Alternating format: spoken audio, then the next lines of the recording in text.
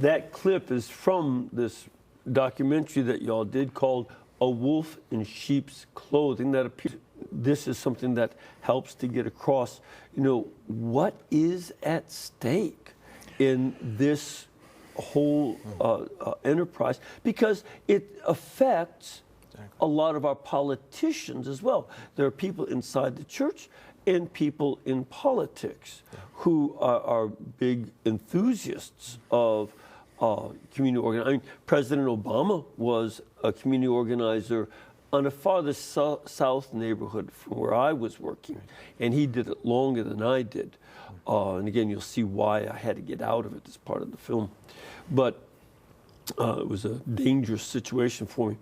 But also, Mrs. Clinton is very much, she did her master's thesis, I think. Yes, master's thesis at Wellesley. So, at Wellesley. So, this is something that affects the thinking of people in politics and inside the church with good intentions, but not good means. Exactly. That's our main point.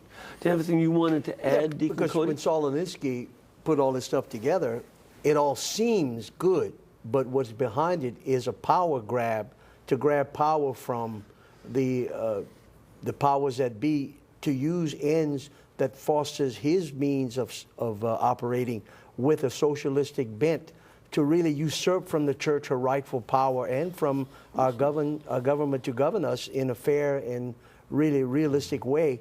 But he usurps it and he takes terms that mean something and he changes it to something else. It's like a double speak, like for George Orwell.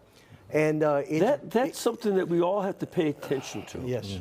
That a lot of times there are, words take on different meanings than what they're intended. Becomes double. Exactly. Something means the opposite of the word. Yeah.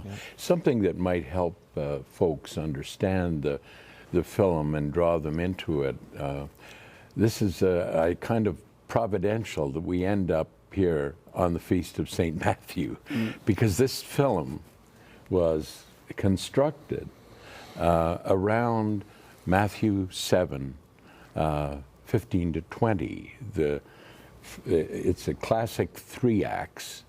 The first act is beware of false prophets wearing sheep's clothing who underneath are ravenous wolves. That's the first act, and in that first act we tell a story. We tell the story of Saul Alinsky and how this came about.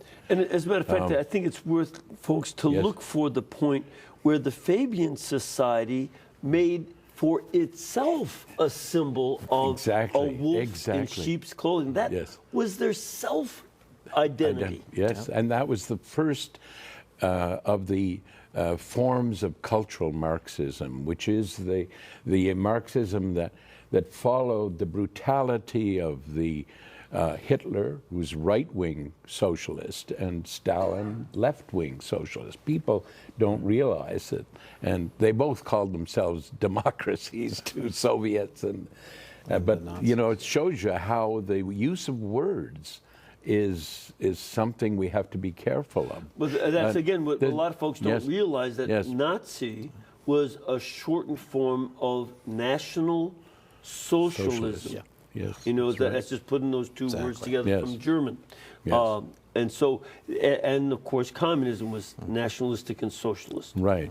And so in the quote that follows that portion of it, which is the story of Alinsky, then we have the second act is devoted to the next line in Matthew, and he says, you will know them by their fruits.